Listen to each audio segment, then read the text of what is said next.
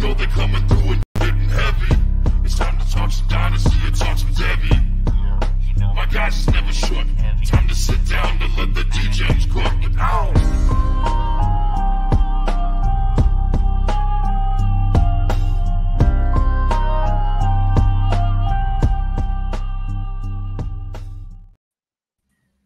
Hello, welcome to Dynasty Degens, episode 28. I'm Nerdboy Takes.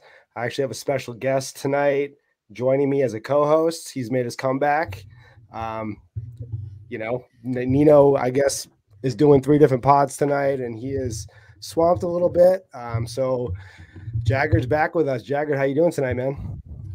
Oh, living the dream, man. We're talking, like, I do a lot of redraft stuff now. So the fact that we're talking back into scouting, it's feel like I'm at home, you know.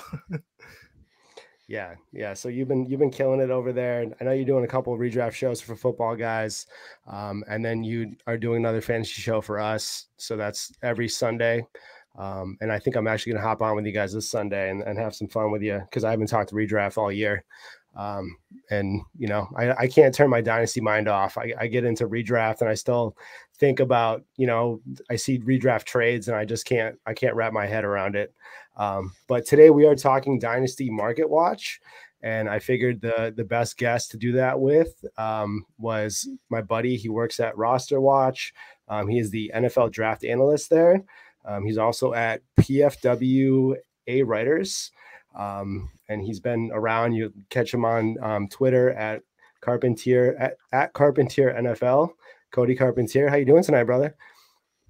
Doing fantastic, brother. I just got done with another show where we talked about a few of these guys. So I'm warmed up.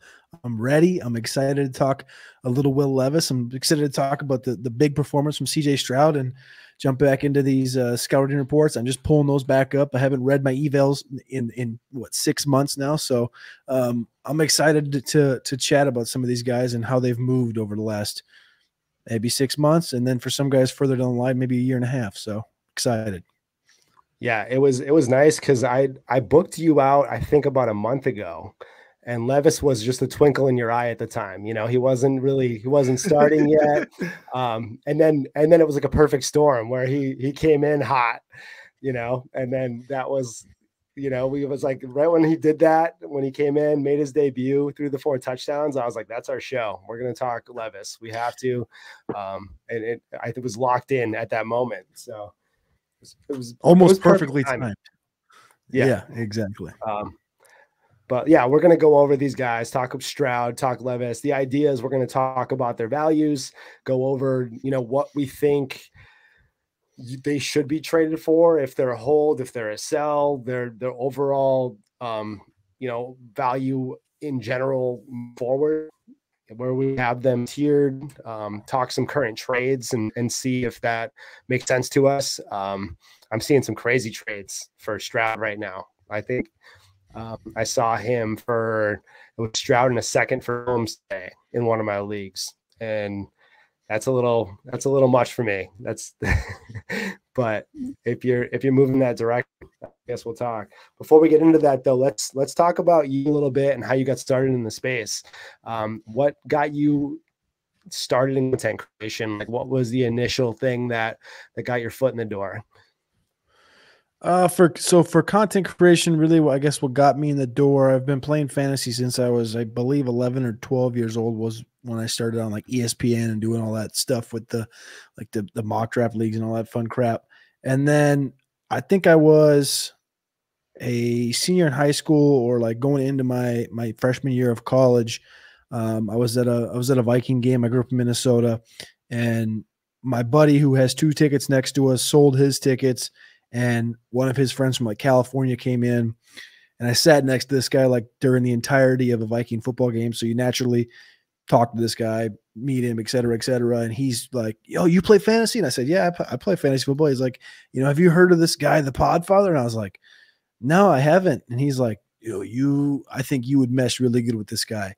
And I said, "All right, cool." So I went home, I turned the podcast on, I listened to him for, I don't know what it was, maybe 6-8 months.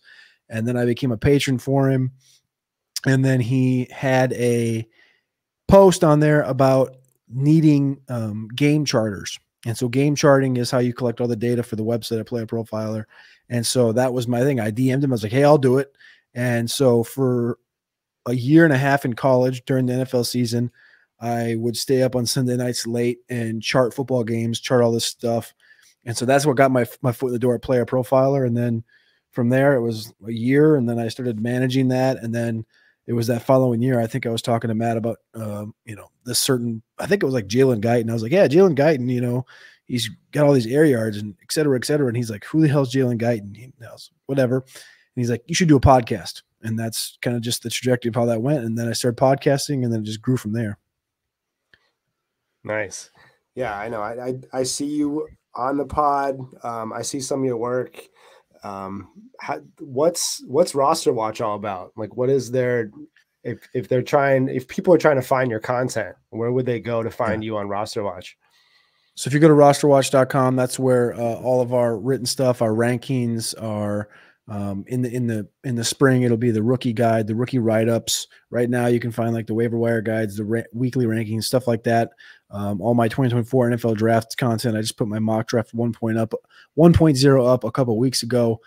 So there's a website over there, rosterwatch.com, and then our podcasting is all on Spotify and Apple and everywhere, Roster Watch, as well as every Saturday we have a SiriusXM show on SiriusXM channel 87 from 3 o'clock to 5 o'clock. So that's where everything is at Roster Watch.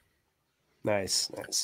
A little icebreaker that we always get into before we get into the actual show itself is we talk about the guest's favorite TV show. So favorite TV show right now, all time, whatever it is, whatever got you through some hard times, like we usually go off of that. And then we talk about what like character on that show would make the best dynasty manager. Like who is going to like run the league and be at the top every year. So let's talk favorite show first. So I looked at this question in like two different views of context, right? One was my favorite show, which I probably have to go with Yellowstone, but I had like a close second, and I'm going to ankle to this one for this specific question because I think this one fits a little bit better. I'm going to go Narcos. I love Narcos. Okay. And the reason I picked it is because I think maybe this is a layup. Maybe this is a, random, but I think Pablo would be the best fantasy manager because he wouldn't do really anything. He would delegate everything he has the money to delegate to everybody. So he would just bring in, he would be like the owner, essentially. If you looked at it like an NFL team, he would be the owner and he would just oversee having general managers and a coach, etc. And that team would be well run because he would have enough people underneath him doing everything. So that's kind of how I viewed that. I thought that was kind of a random way of looking at it. But yeah, I'm going to go Narcos and Yellowstone. Yeah, I like the Pablo answer. I think there'd be like heavy collusion going on in that league. Like if you're in a league with him, like you're gonna trade him whatever, right? Like you're gonna be like, dude, just take the guy and like leave me alone, man. Because like he's gonna have people knocking on your door asking you for like Jordan Addison and I don't know, man. I feel like his team would go right to the top.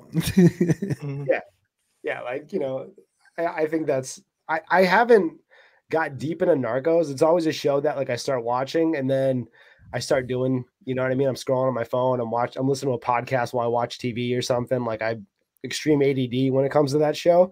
I don't know why, but I have to like really sit down and get into it. Jagger, have you watched Narcos? No, I was going to say that's one that's like on my list. I tried it one time and it's one of those things like, like even like I'm an editor. So like, if I'm editing, I'll have some TV on and I try to pop it on. And I was like, oh, damn, most of this is in Spanish. I got to like this is a sit down and like watch show. Yep. So like I have to wait and watch that show because like it's right up my alley, man. I love like I will watch anything with crime. I don't know. I don't know what that says about me, but like you said, like Yellowstone. Yeah.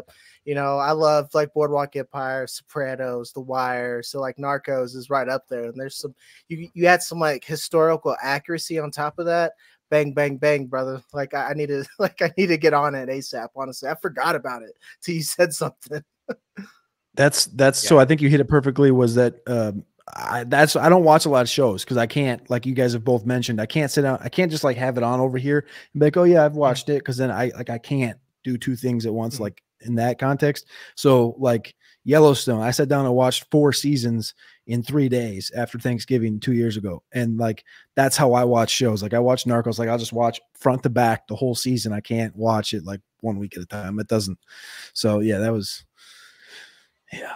Yeah, there's some certain shows where like you have my attention. And even if I've seen it before, like I could watch The Wire, you know, you put that like that kind of show on and I'm watching it. You know, I'm still like in it. Even if I know what's gonna happen, you know, I've seen it. Like Yellowstone's one of those shows where like I'll rewatch it and I'll pick up on stuff that I forgot about or storylines that I just like was checked out for, you know. So yeah, I'm with you on those.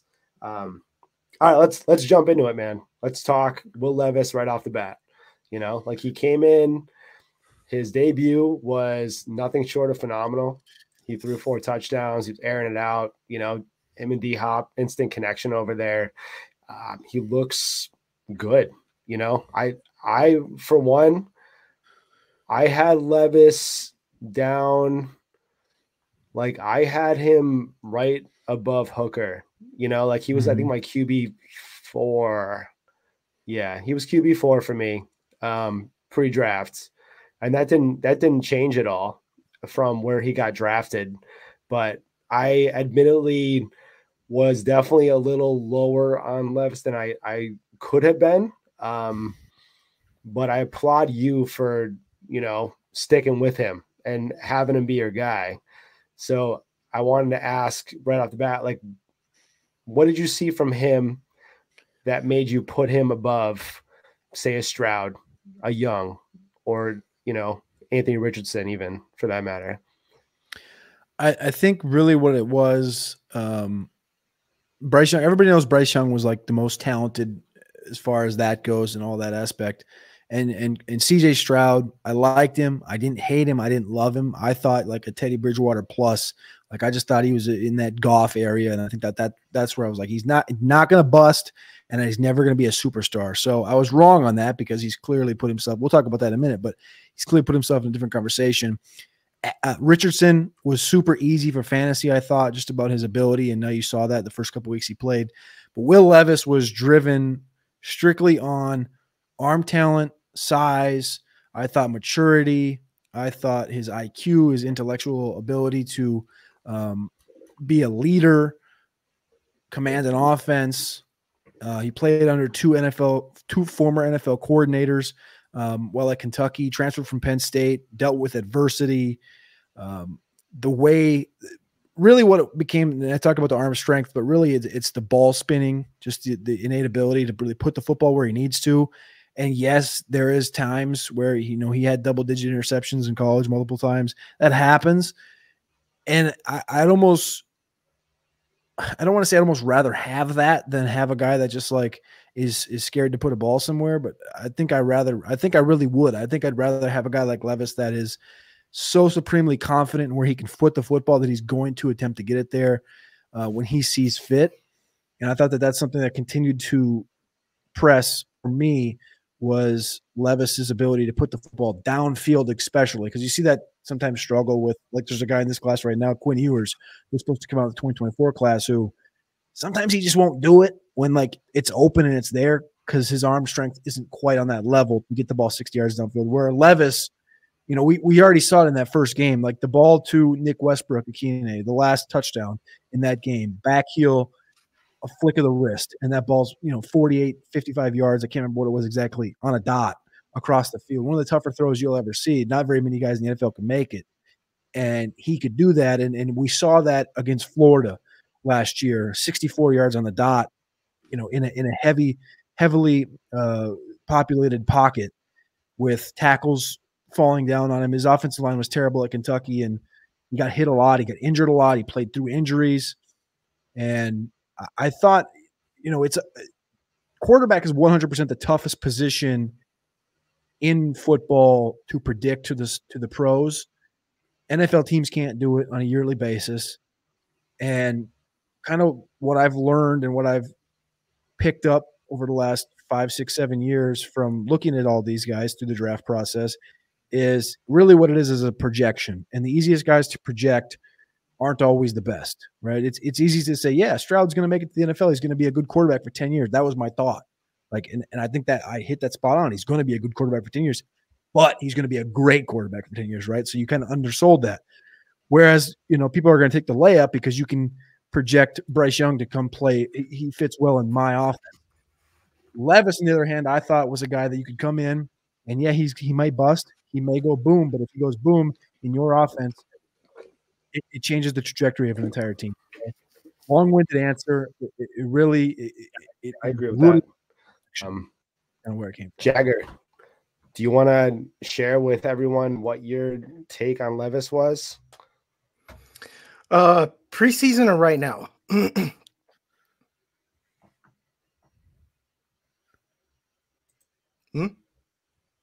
Am I lagging?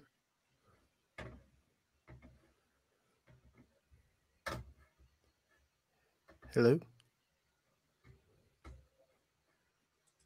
I think he's hooking up his mic. Oh, okay. Oh, that's okay. So you hear me? Okay, that's fine. Yeah, I got you. I was just trying to keep it. I was trying to stay silent because I thought he was trying to hook up his mic and then he's going to talk. But okay, and I'll fill in time. He can edit this later. But yeah, my take, at least I'll talk about preseason. I'll talk about now. I was probably one of the lowest on Will Levis. So again, it's like serendipitous that we're together, Cody, because like you're a guy whose opinion I respect. And to me, I love talking with people who at least disagree with me, because then we always come to some kind of agreement somewhere in the middle. Because like you said, everything when you want to put together a physical package, especially in today's NFL, Will Levis has that when it comes to his size, arm strength. He has mobility that we haven't even really seen yet, because the Titans haven't really utilized that. I think a lot of that is they're still running the same offense that Tannehill out there had out there, and he can't really do that. So in the future, we could see more RPOs and yada yada. But I digress. The fact is, it's two major things that I had a problem with. Two, I didn't feel like he always could read the field properly. I still don't think he can now, but I do think that he has improved, and these are things that he can improve on. So one thing I think that I definitely respect is, like, especially now when you think of a tool standpoint, again, there's not a better guy, and like for the same reasons I liked Anthony Richardson, but I felt like Anthony Richardson already could do things that I didn't think Will Levis could do, like manipulate, the secondary downfield, and especially the pocket awareness. And then the second thing I really had a problem with, and I still see now, it's the footwork. And like I said, I think with the right quarterback coach, and, just talk to whoever fixed Pat Mahomes or whoever, we probably have something special if you really think about just the tool standpoint, because like he works like a clock in a sense that, the further he works left, the sloppier he is with the footwork and the less he's like to open up his body. And then when I think about the player that we have now, like I said, he did improve. I think he is much better at reading the field now than what I saw when he was at Kentucky. And a lot of that, you can run an NFL offense, but when you don't have NFL talent around you, how much of an NFL offense can you really put on a team as a whole, even though your quarterback is probably capable of it? Because now he has the actual coaching, and even though it's not the best talent, he has more talent. But like, again, some of the things it's hard for me to judge right now, and all I could do is what I could see right now. His first touchdown in his first game, there was a lot of things that concerned me, like his first touchdown to D-Hop. The Atlanta Falcons, I think they were in a 4-3 package at the time, and I know for a fact it was cover 3, and it was just blown coverage by AJ Terrell. And I don't know if it's blown coverage as much, because he definitely grabbed his body, moved it around. So a lot of this production, it didn't happen cleanly. So, and I'm one where I have to see it all together if I had my doubts. But it's crazy to think that all the things that I liked about Bryce Young, I'm seeing more out of Will Levis than I see out of Bryce Young, because I don't think that Bryce Young could see the field right now. I think that everything's spinning. Whereas Will Levis out there, he looks confident. He doesn't look like he looks like a professional football player, and he looks like the leader of that team already. And I know that's an intangibles talk, and some guys don't really like that, but to me it matters. And I know you brought it up as well, as like a guy that you could see running a football team. It matters, it definitely matters. So sorry if that was long-winded, but that was my full Will Levis analysis. So I like that, because I think so. I 100% view your thought coming out of his vision of downfield. This is just a random little thing that I'll just add in here, is I got like a random DM from a guy back in March about this new. I don't know much about like eyes and stuff, but like myopia and like nearsightedness, farsightedness, and stuff like this. And this guy was like, yeah, Will Levis has extreme myopia or something along these lines. And they're doing this new strategy or this new thing. I can't remember what it's called, like STAR maybe, or STAR surgery, because they can't do maybe LASIK. I think that's what it is. And so he got the surgery done over the summer. I have no idea if that's going to benefit him or not, but the thought was that if he got that, then he got eagle vision. Now, I know that has nothing to do really with reading a defense, but I was hoping maybe in the grand scheme of that, it would help his downfield vision. That's kind of how I'm assuming it. Again, I don't have glasses. I don't really know about nearsightedness and farsightedness and that stuff, but that's just one interesting thing that did come out as like a behind the scenes thing before the draft. And then the article officially came out. I think it was in like August.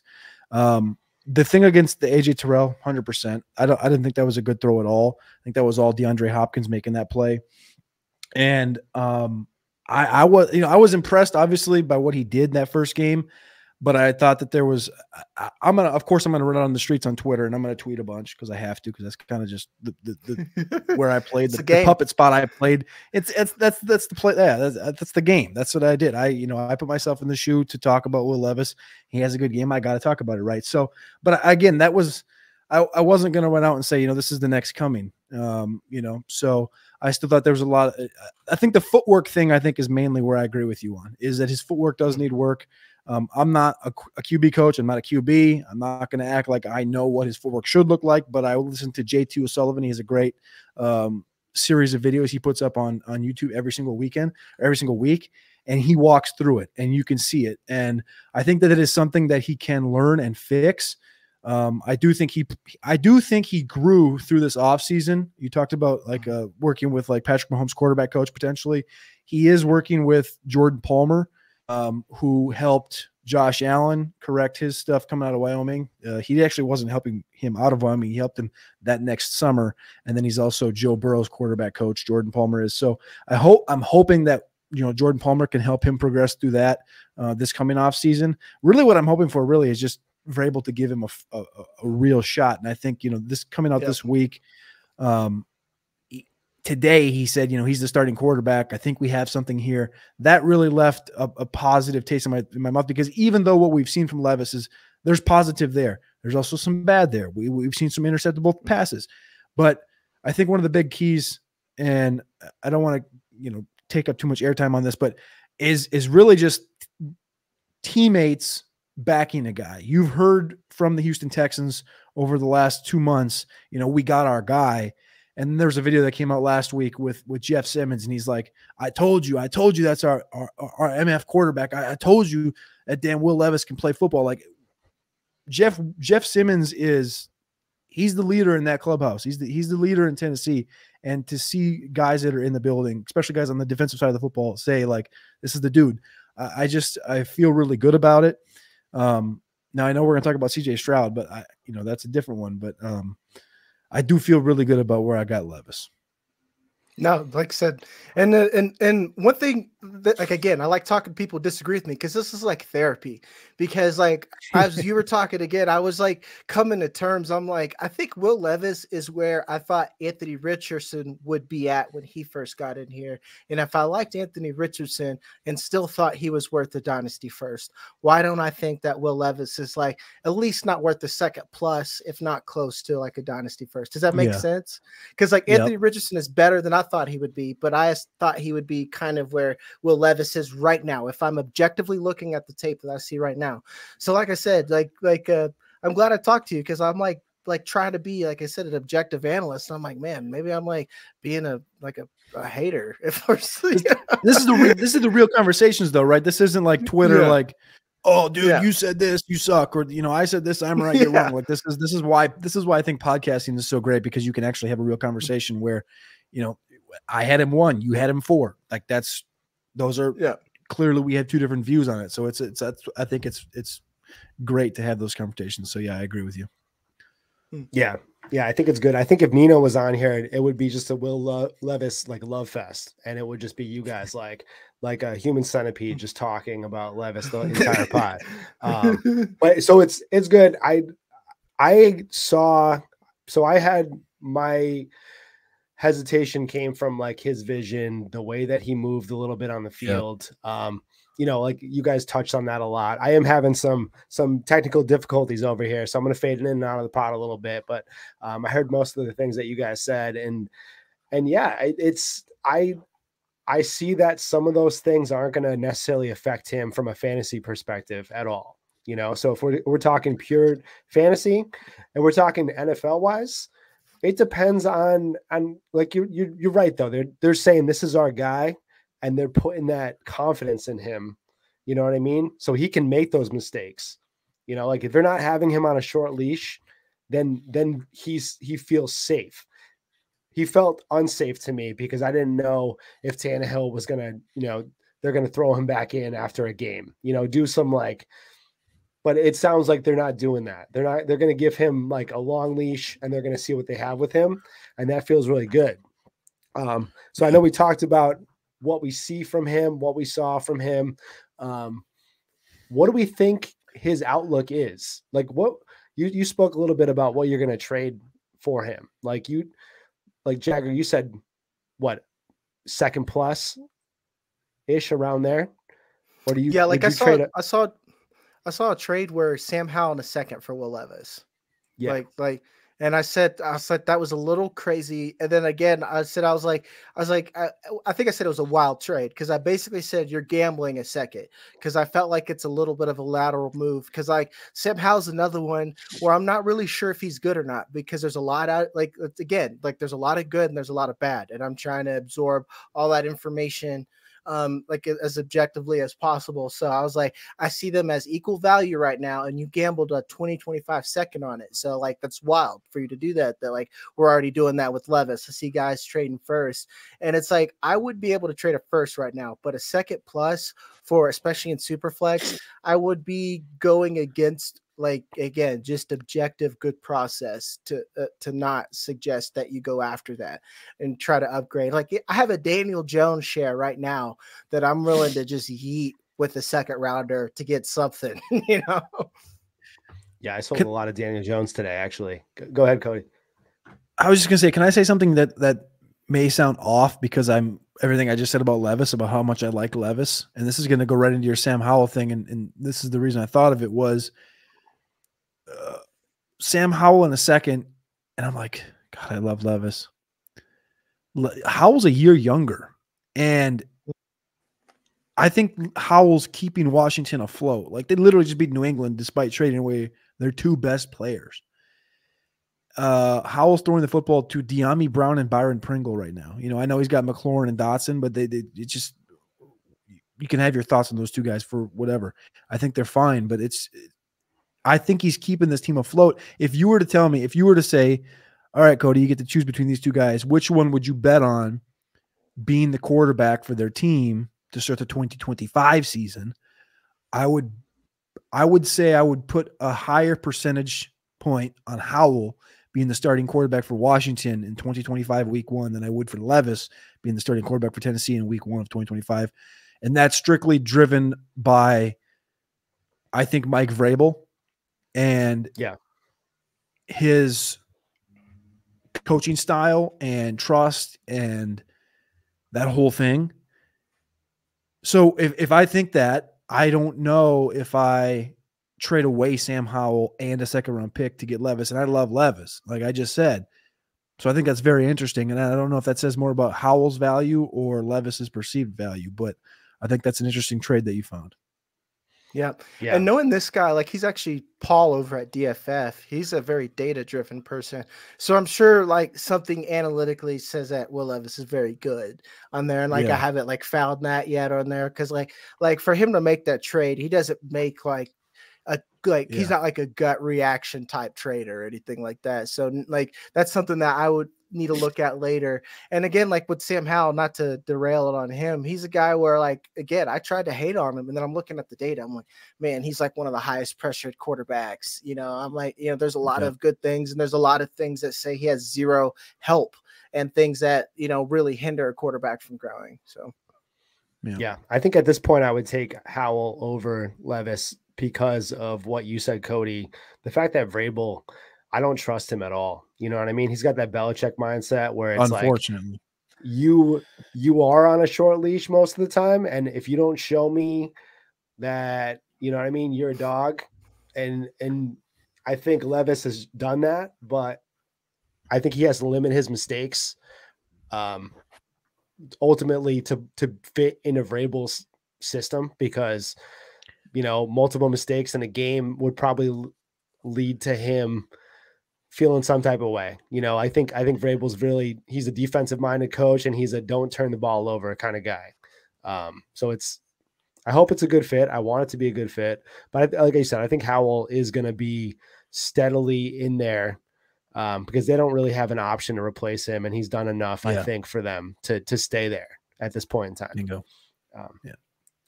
But okay, go ahead. You got something? No, I was just gonna say I agree. Oh, I just said I agree. Yeah.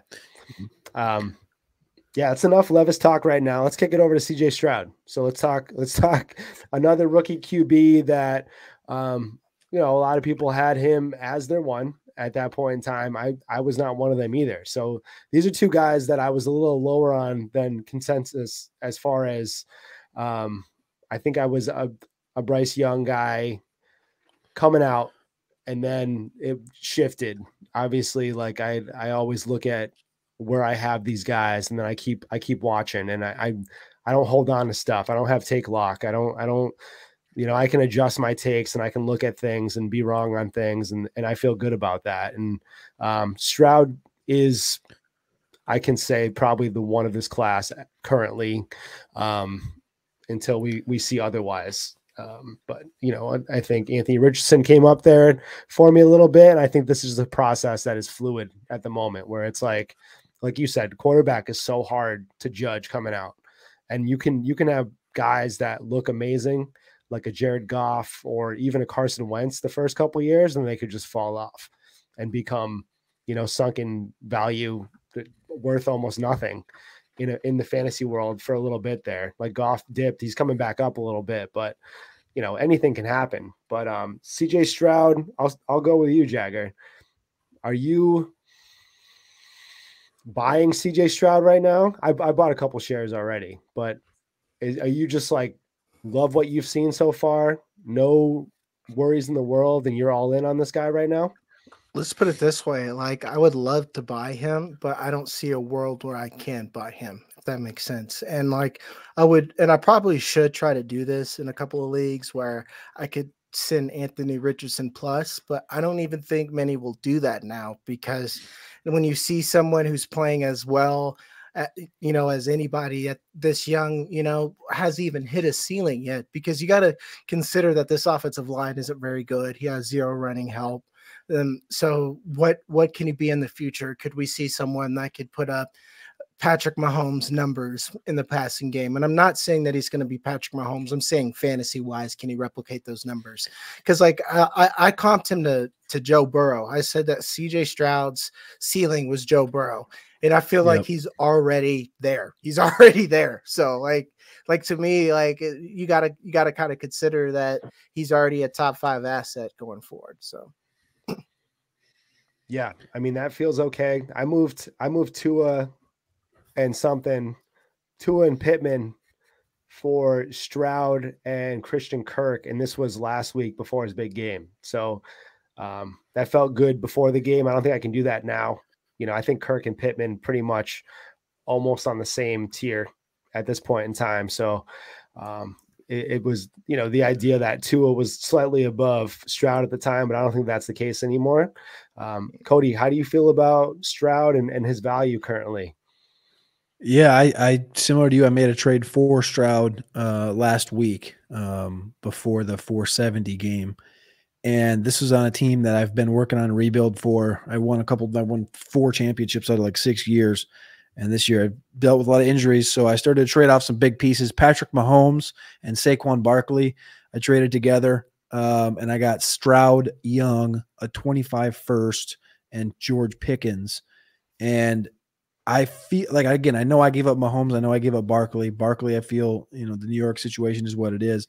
But the way I look at it is kind of like a Stroud and like a Pickens for Mahomes, and I feel fine about that. Plus, I got Bryce Young and a 25 first on top of that as well. So I don't know. I feel fine with that. That was also kind of just baked in. Like I was after the last month and a half, I was like happy with where Stroud was. I was like, this is a top 10 dynasty piece right here.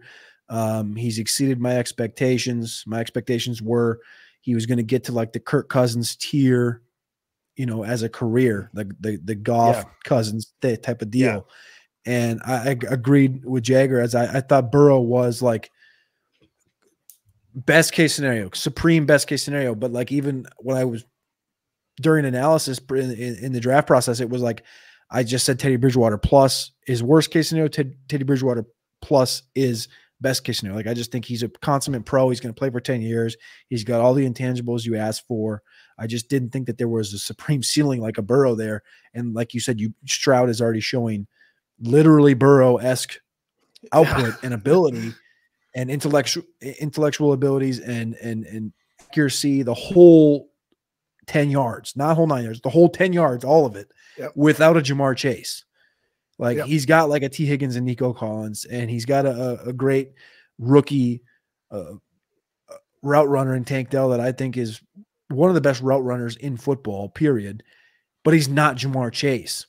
And this offensive line's been beat up all year. And he's in here. And again, Joe Burrow had a beat up offensive line as well, but Joe Burrow also had Joe Mixon behind him, not Damian Pierce and Devin Singletary. It's just wild to see Stroud excelling as a rookie like this. And so I moved him up last week to QB6 in Dynasty. And then I made that trade, traded away Mahomes to get Stroud. I mean, getting the age with Stroud, he's 22 years old right now.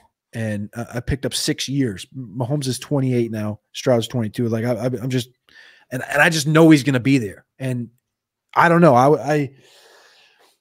If you were to retract 8 months and say, all right, you know what you know in forward. Okay, now I probably would say Stroud's probably number one, right? But I still feel good about both these guys. I think that we could look back in 3 years and be like, yep, those are two guys that made it through, right? And Bryce Young didn't, and Richardson for whatever reason hurt, banged up. He's showing upside, showing ability, but he just isn't quite on the level of these two other guys, let alone Stroud's level, which I think is a couple levels ahead of Levis right now, obviously. But yeah, I don't know if, like Jagger said, I don't know if Stroud is attainable after that 470 game. Like it's I think he's probably locked in. And you said you moved him to QB6. I think it's just mind blowing to me. You're right though. Like the talent that he has on that team. Like I'm not knocking Nico or Tank. Yeah. I love those guys too. Like that's the thing but it's not the same. It's not the same. They're not even close. And you looked around that room when he got drafted there, and I said he's going to be lucky if he's going to be like a dynasty asset in 2 years. Like if they can bring in more talent. I didn't expect this right off the bat. I'm blown away by it. I'm happily surprised, but so Jagger, where do you have him right now? Because I think I'm putting him above guys like Trevor Lawrence. I don't know if I can throw him above Burrow. I'm not going to do that. But we're talking Mahomes, Josh Allen, Hurts, Burrow.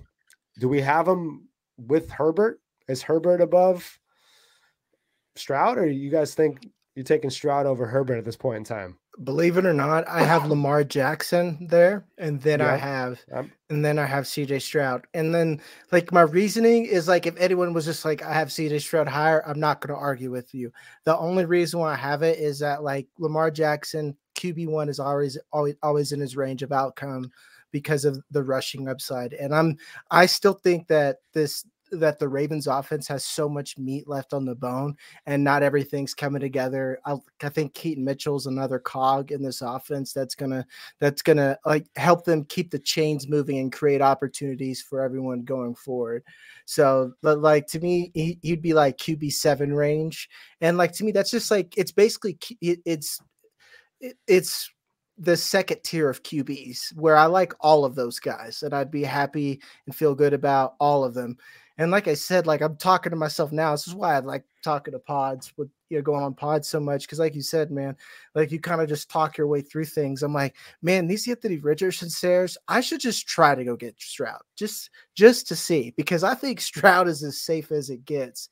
And it's kind of like paying for the bird in the hand instead of holding out for something in the future, Yeah. Bingo. And I agree with that because they're building around him, Yep. I know that they're gonna get a running back next year somehow, some way. I'm sure through the draft or through free agency or whatever, and then I have to assume they're gonna add some talent to that receiving core as well. So I don't even think they're that far away from being a very competitive team at this point in time, and that's something I couldn't say like 5 weeks ago, but they look pretty good. They're in games regularly. And I think they're surprising themselves a little bit. They're probably a little closer than they thought. I wish Nick Caserio, I'm a Pats fan, Cody, so I wish Nick Caserio was still with the Patriots right now, because just seeing how our team is managed, and I'm like, he nailed it. D'Amico Ryan's crushing it. Then you get your guy, CJ Stroud. CJ Stroud tells him, hey, I want Tank Dell. Nail it with Tank Dell. And then, like, I know a lot of the fantasy bros were complaining. You traded all that for Will Anderson. I was like, Will Anderson's a stud. So you're getting anchors to your team on both sides of the ball right off the bat. I don't blame it. It's beautiful. Yeah. I mean, I love it. But we're going to keep the rookie trend going. We're probably going to pop off a couple of these guys, and then we'll probably go down to dynasty guys that are kind of sliding a little bit, and then we'll touch on a couple guys that we don't really know what to do with, and then maybe we can talk that through and figure out what we're doing with them. But let's go to Dalton Kincaid. So Kincaid obviously started off pretty slow. Everyone was thinking he was a smash play. He's somebody that's going to come in and be an instant contributor. And that wasn't the case. They were still using 2 tight end sets, and then, boom, injury happens and Kincaid's blowing up, and he's putting up Laporta numbers and he's doing exactly what we thought he was going to do at this point in time in the offense. He's looking almost like the first read in a lot of these games, because Diggs is getting so much attention at this time, and Kincaid's working in that open field in the first, second tier of the field. And he's just, getting peppered with targets, talking, 12 targets a game at this point in time. So Kincaid, I hope you got him in your leagues. I don't think you're buying him anywhere. I made a huge mistake at the beginning of the year. I sold a Kincaid and a first for Hawk and a second. And I'm already kind of regretting that at this point in time with Kirk, out with Achilles and maybe not coming back to that team. But how do we feel about Kincaid moving forward? And where do we rank him as far as rookie tight ends? Are we still having Laporta up there, or is Kincaid locked in as like a tight end 1 in that class right now? I feel good about Laporta staying up there. He's got a year and a half on Dalton Kincaid. I think Kincaid's opportunities are going to continue to be there. I don't see Dawson Knox. He's got a contract, so he should be back next year. But I don't think it'll be. I could see them moving past him. I think Kincaid's dealt with injuries in college, and I think that was my biggest red flag. And my biggest question is he didn't test through anything through the draft process. He's 24 years old. He had a back injury, and that was scary especially for tight ends, because we see how banged up tight ends do get on a weekly basis. He was only 240 pounds, and those were the negatives. The positives were we knew he was the most pro-ready tight end. We knew how great his route running was. But my biggest takeaway from this past week was just, whoa, like the route running for him. And again, we knew he could run routes, but how open he kept getting this past weekend and how frequently he was targeted. He's the tight end 5 over the last 3 weeks. He's the tight end 15 on the season. He really has only done stuff the last 3 weeks. Tells you more about the position, I think, than anything. But I think just in the grand scheme, you talk about Dalton Kincaid, I think where he measures up, I think I still have Laporta ahead of him. Part of me wants to have Musgrave ahead of him, which is where I currently have it before this week's updates. And I they're back to back, so it's not really that big of a difference. But I think really in reality, my thought here is just how good and how happy I am with this rookie class, with Trey McBride from last year's rookie class, and the future of the tight end position in all of fantasy. I don't know if Kincaid is a guy you can trade for. He probably is, just because he's a tight end, and people are going to be always trying to look for that value because he's 24 years old, and whatever you think about the Buffalo Bills is whatever you think. But this guy in this offense, they've been looking for a number 2, and he looks like a number 2. He looks like the number 2 next to Diggs, which is what this offense has literally been looking for what feels like 5 years now. So I'm happy with it where I have him. I love him. As far as his value goes, I think I have him right at tight end. Let's see, tight end 9 in Dynasty.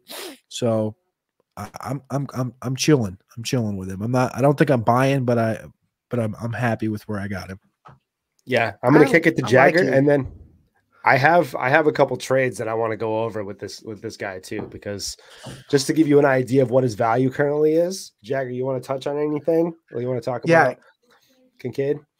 Yeah, because man, I like Cody a lot, because I was like, man, you think about putting Musgrave over here? I'm like, this guy's for real, because I think Musgrave is Laporta's still my number 1, and I have Kincaid number 2, but Luke Musgrave is someone where I see Rob Gronkowski, man.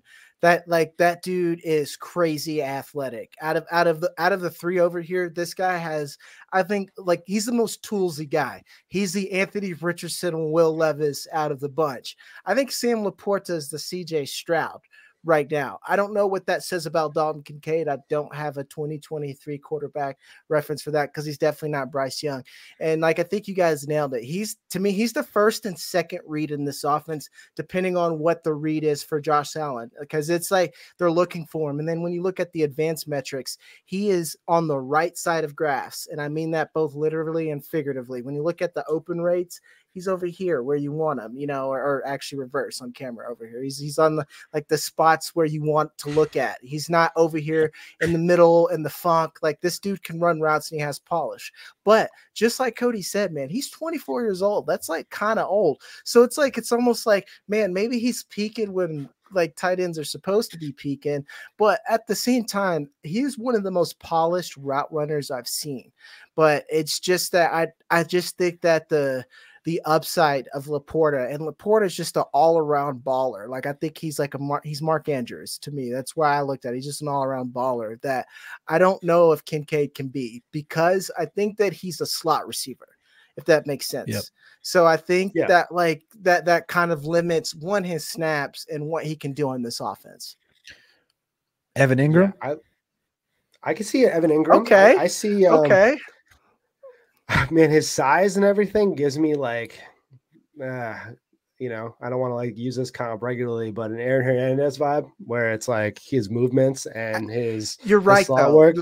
You're right though. Watch some Aaron Hernandez film, and without all the extracurricular activities that he was doing, that's what I see in him. I see, he's quick with it. He's a wide receiver out there at that point in time. He is a big old wide receiver.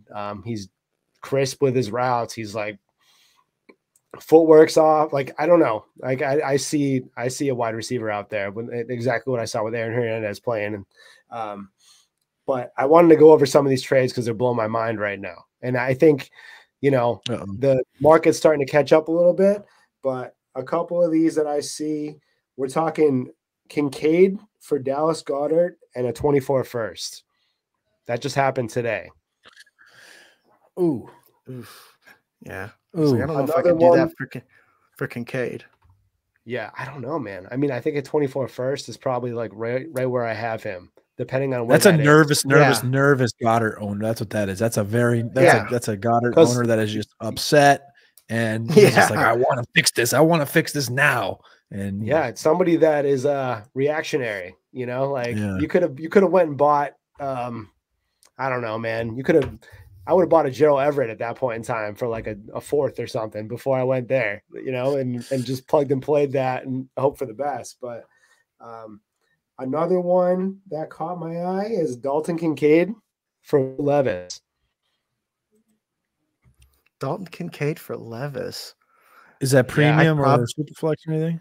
Yeah, because that's that seems about point, right. 0.75 premium. So 12 team super flex 0.75 premium. I'm curious about where you're going with this, Cody. Let me pull up my overalls quick. I'm looking by position. I want to see where I have these guys close to each other. A lot of these trades obviously are roster dependent. You know, if Levis is somebody that you got in the second and you already have 3 quarterbacks and you need a tight end, I don't mind that move at all. You know, but if Levis is like your QB2 on the team somehow, I'm probably not doing it, man. I don't know. It's a coin flip for me. That's yeah. I think that scares me too much. You said super flex too. It's super flex 12 team. Yeah, 0.75 I can't. premium. I know I'm bullish on Levis and stuff, but like the way I look at him is the floor's like a Blake Bortles, where like I know I'm going to get a guy that's just going to sling it, and you're going to get opportunities, especially in fantasy. And I think the ceiling's like sounds dumb. The ceiling's like an Aaron Rodgers just because of the ball spinning, and I think he isn't intellectually there from a quarterback perspective as far as understanding the offense and defense. So I think you're just playing with fire at that point, trading a quarterback in Superflex. I get the tight end stuff, but also the tight end position I just talked about a minute ago. Like the tight end position overall is coming up, so I think that there's other avenues that you can embark on rather than trading away a potential of a top 10 dynasty quarterback. Yeah, go get Trey McBride for way cheaper than that. People forget just how good of a prospect Trey McBride is. Like he was a very good quarterback. So, or excuse me, tight end. Yeah. He was the tight end 1 of that class by a large margin. Obviously it was a weak class, but you know, people forget, you know, they forgot how good Ertz was. And I think he's completely out of the picture at this point in time, because I think he's probably going to retire and be a coach or something. You know, I don't think he's coming back next year, but I'm going to kick it over to a couple assets that are sliding. I think a lot of people have messaged me today and asked me what I'm doing with Daniel Jones. You know, like, what are you going to do with him? Do you hold him? Do you sell him? I've been selling him everywhere. I sold him for Howell straight up today. I packaged him and a second I did Bryce Young, and I think it was a 4th or something, but you know, I'm just trying to compete with him. I'm trying to get him off my roster wherever I can. Do you guys believe in Daniel Jones long term? Is he going to come back and show signs of what he was with Dayball last year? Or is he just like, is he dead to you? Jagger, what are you doing with him right now? I am aggressively trying to move him now because, like, I think he is a starting quarterback, but I think the Giants have played themselves into the quarterback contention to where they couldn't say no to someone like Drake May or Caleb Williams. Like, you got to think about it. They're going to roll out Tommy DeVito, and I feel bad for Saquon Barkley, but they're just going to have him and him alone and tank. So I don't know where he's going to be at, which is going to kill his dynasty value a little bit more. That may be me trying to get too cute and play 4D chess, but I would rather just, you know, like cut my losses now and not fall into the sunken like cost theory. So I'm doing Cody, the same. Sorry. I'm doing the same thing with you got two quarterbacks on this list here, Kenny Pickett and Daniel Jones. I'm just going to lump them together in this answer because I have the same thoughts on both. I completely I opened the trap door on both these guys in Dynasty, and I don't have any Daniel Jones. I haven't had any Daniel Jones in like a year. Pickett, I have one share of. I just don't want. I don't want either of these guys. I don't think either of these guys are franchise quarterbacks.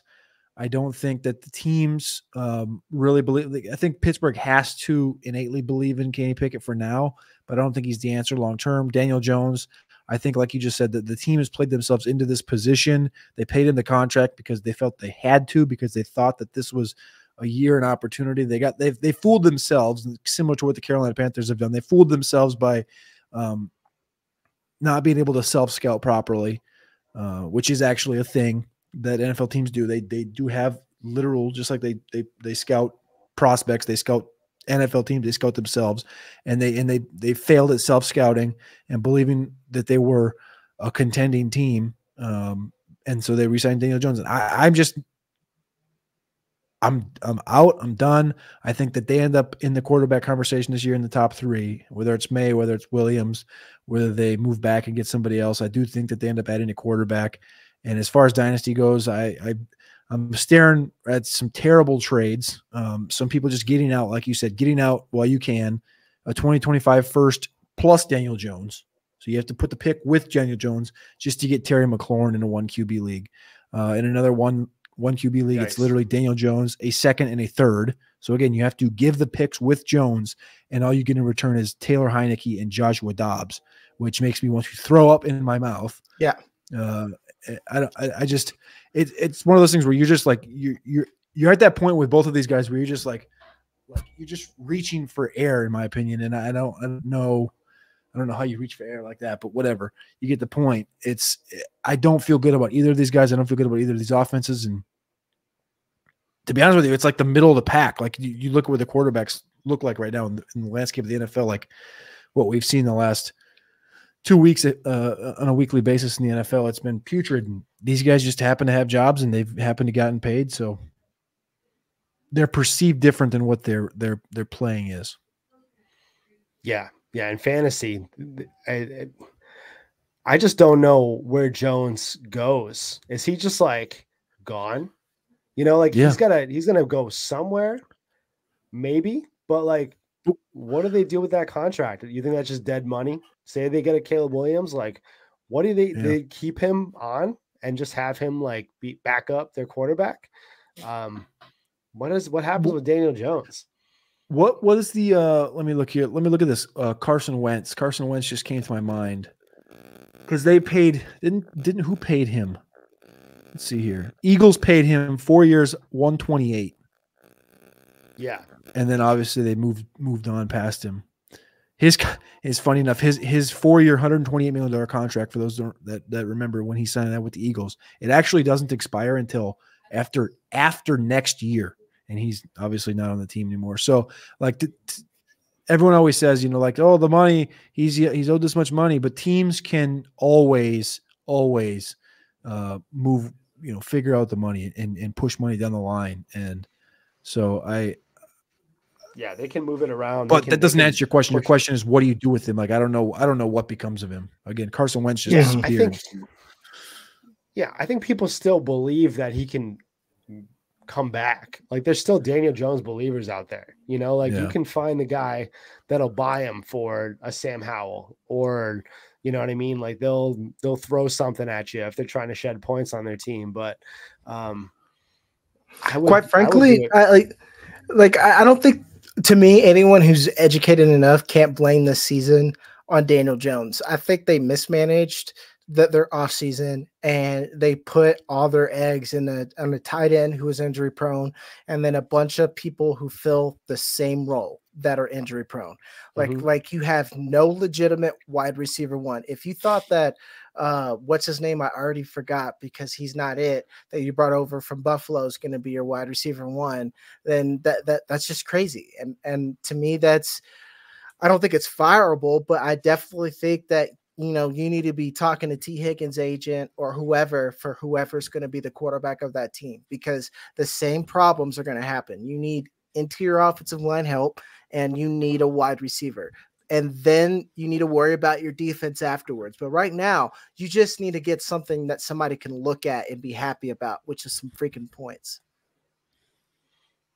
Yeah, man. I mean, it's rough over there. I mean, good for them that they're going to be able to get the restart button a little faster than I think anybody thought.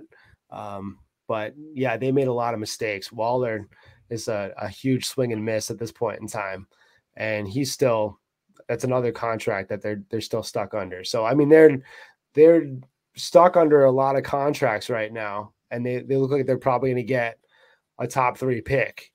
So I don't know. It's a mess over there, but I would get out of Daniel Jones however you can. You know, I don't think I would sell him for like a third at this point, but you might. I don't know, man. I don't know what's going to happen with him. I don't think he's got a good outlook as far as, because what is it? He's got a neck injury at this point in time. And then it's obviously the ACL. And then I don't know, man.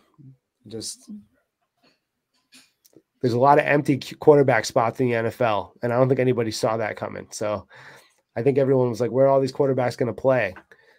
So there's a lot of talent in this class coming up in the 24 class that is probably going to just slide right into a starting role, like the Bo Nix and those guys that are going to be like later in the late.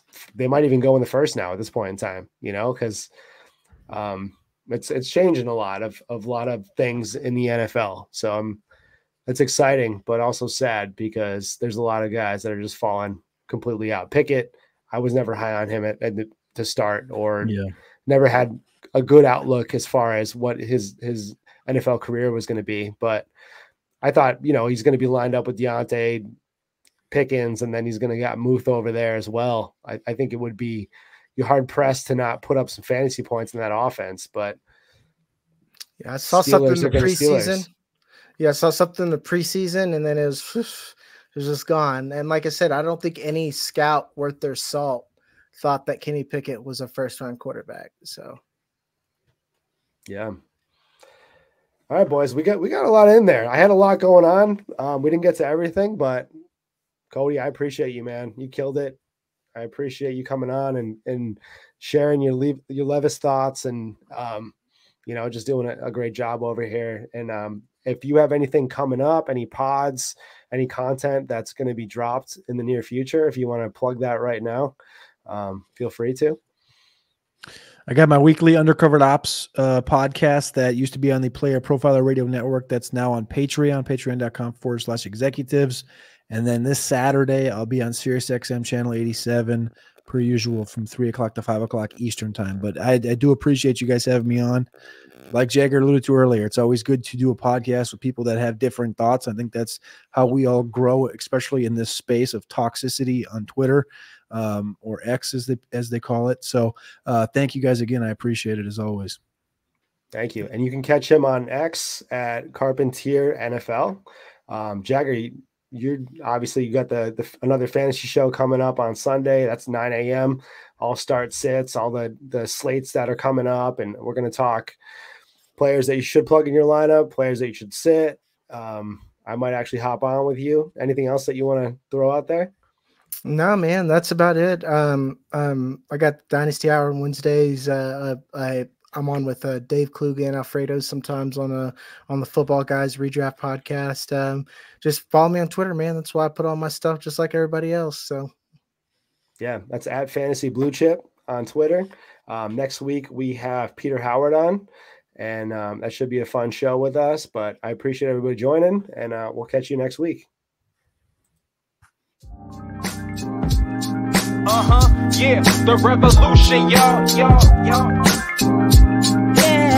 Yup, the revolution. The revolution, y'all, will not be televised. Yeah, you gotta wake up, open your eyes, Make a change in your life, and find a new way of living. It's time to start living for the children. Everybody look into my life, tell me what you see. The perseverance of a young man sitting is so free. LA Mac, be the champ, but still